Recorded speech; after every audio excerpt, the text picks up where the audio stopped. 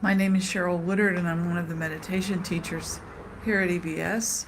I'm in the bookstore this morning because there are people meditating out in the main meditation hall, like they do from 9 to 9:30 on Saturdays and Sundays, and from 11:30 to 12 on weekdays.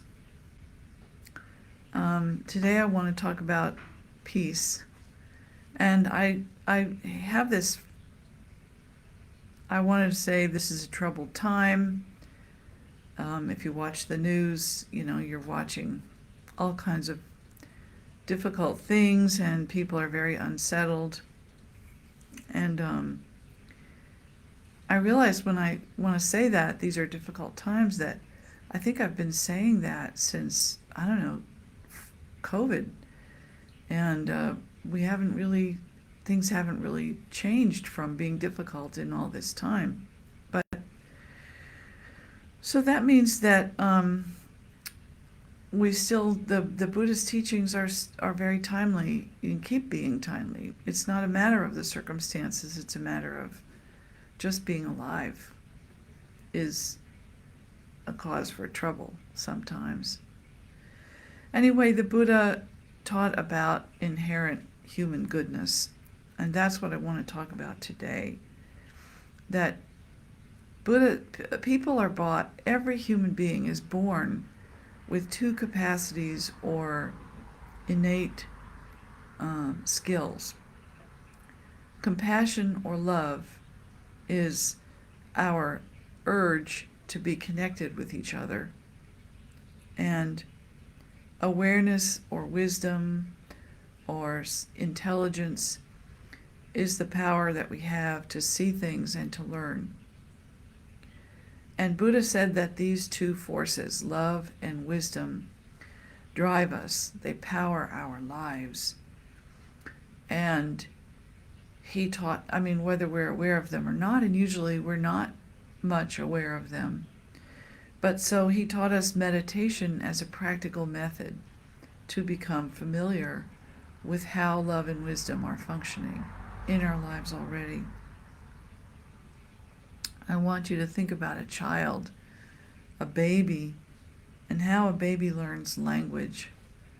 Her heart drives her towards connecting with the people around her. She's born full of love, full of the urge to be connected. And then her awareness and her innate intelligence allows her to absorb everything the people are doing around her, especially to learn the language, whatever language she's born into, and to connect with people that way through speech. And this wanting to connect is extremely powerful. And then the capacity to master something as complicated as language is also very powerful. It's an amazing accomplishment that by the time a child is 5 or 6 years old, they're basically speaking the language fluently, and usually without any formal instruction. They've just picked it up. And each of us has done that. Every human child accomplishes the language in every place on earth. And so this is evidence of these forces that the Buddha is talking about, that the things that we are born with. And even as we grow up, we are still like sponges, constantly driven by love and awareness to absorb from the people around us who are also absorbing from us. And when we meditate, we create a peaceful space for connecting with our own love and wisdom, for bringing those qualities to the fore. We settle into that space and become more aware of our own inner life. We connect to it. And it's important to remember that love and wisdom are natural to us. They themselves are not skills we have to learn. They're more like capacities or natural processes that are at play in our life, like breathing. You don't have to learn how to breathe, you just breathe, right? Or digesting food, your body just manages to digest food whether you are thinking about it or not. And so meditation is just slowing down and opening our attentiveness, like opening a little window to peer into and see these natural forces already operating within us. And that's kind of why, since they're natural, it's why we use breath and body to to go to that level of something so natural and basic and inborn that we don't have to struggle about it. It happens all by itself. And that's what we're doing. We're settling down and watching our love and our wisdom, just like we're watching our breath. So we should try to meditate more. In troubled times, in any time, the skills we learn in meditation, of the awareness that grows in meditation, the bravery that comes from meditation, is all very helpful in whatever's going on around you. And we can also, so in addition to meditating, we can also pay attention to what we are absorbing from the people around us, from the sources around us, and what others might be absorbing from us. In essence, this is what is meant by living mindfully, mindful of what we are taking in and mindful of what we are sending out, mindful of how our actions are influencing other people. Lots of people are scrambling for our attention these days. I mean, social media, political, it's a political season, so there's a lot of campaigning going on and people trying to get us to engage with whatever is happening. And also, a lot of our friends, I don't know about you, but my friends are seeking comfort. They're like, I sit down with a friend and they'll say, I just can't listen anymore. I can't take it anymore. I can't watch the news. I can't read. I can't do anything. I'm just too overwhelmed. And so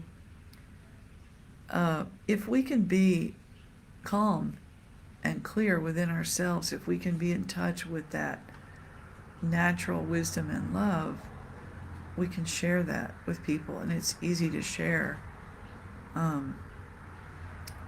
We can kind of bring down the temperature with people in hearing distance simply by letting them listening to them and not throwing more noise into the situation, and providing calm presence and peacefulness as best we can.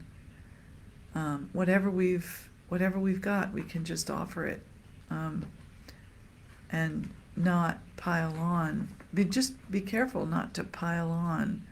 Yes, but did you hear blah blah blah, or this might happen, or that might happen, or you're about to lose your retirement savings, or whatever.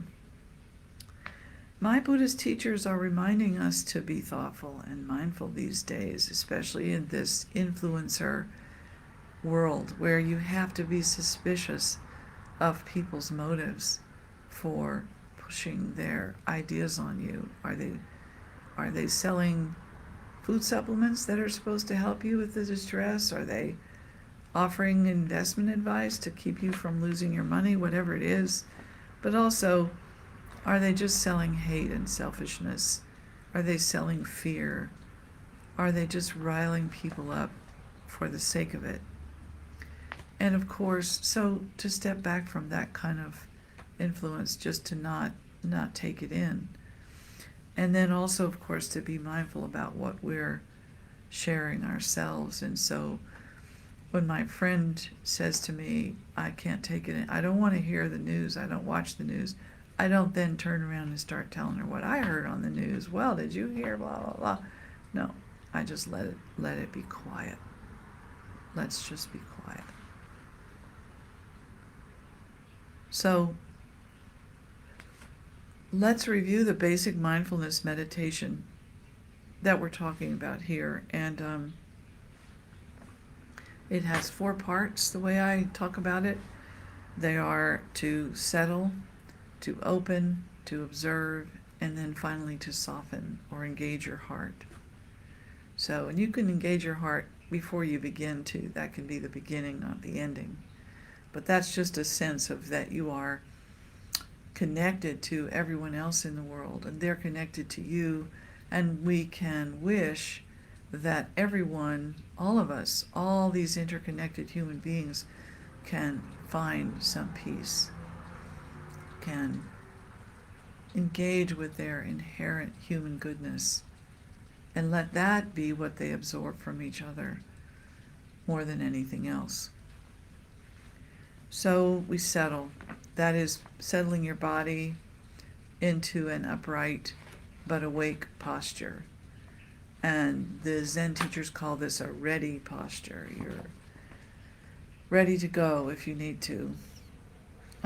Your bottom is firmly supported by a seat of some kind, cushion on the floor, a chair. Your back is rising naturally up from that support platform, and your shoulders are down from your ears. There's width between your shoulders. Your arms are stretching down to your fingertips.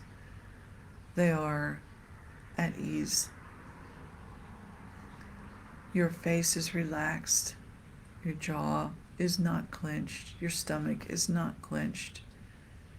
Your neck is not tight. Shoulders are not tight. If you feel any tension, you just invite your body to settle. You know, we're going to be here for a minute, so let's just settle in. And then we open through the medium of our breath, and that just means noticing that your settled body is breathing, and that you're constantly exchanging fresh air with the space around you, and that there is space around you. Just notice the space around you, the quality of the light, the temperature, the sounds, and let your attention sort of grow, expand to include that space. And so when you're breathing in space and you're breathing out space too. There's this space inside you is meeting the space around you. And that's the opening. It's like opening a window, essentially. And then you just observe. This is step 3. And you will see that your mind is active. And you will start to see what your mind is active, what occupies your mind. And you can just watch. You can be aware of the activity of your mind without engaging in it necessarily. You know, like one of the images I like to use is that you can be sitting on the bank of a river and watching it flow by without jumping in and getting carried away. So you can look closely at the river, at what's flowing by you, at the thoughts and activities that are flowing by you, but you don't get carried away with them. And that's it. This is the very essence of peacefulness. This is fully inhabiting our human body and fully relating, openly relating to the space and the world around us, and then comfortably engaging, peacefully engaging with the constant flow of activity in our mind. Not trying to stop it. We're not damming up the river. We're just watching it flow by. The very essence of peacefulness and connectivity and warmth. You're being very, very kind to yourself. And we do that for as long as we can, whatever length of time we have available. And then before we get up and leave, we again assert our wish that whatever peace and love and wisdom exists inside of us can also exist inside of everyone in the world. And we actually have a little Buddhist prayer that I would like to say today. And it goes like this: May all sentient beings, as limitless as the sky, enjoy happiness and the root of happiness. May we all be free from suffering and the root of suffering. May we never be separated from the great happiness devoid of suffering. And may we dwell in the great equanimity, free from passion, aggression, and prejudice. So that's my wish for today. I hope it's helpful to you. EBS is open. Check our schedule, check our website, all kinds of opportunities to come here and practice with people, both in person and online. So I welcome you to any of those practices, and until the next time, I wish you all the best.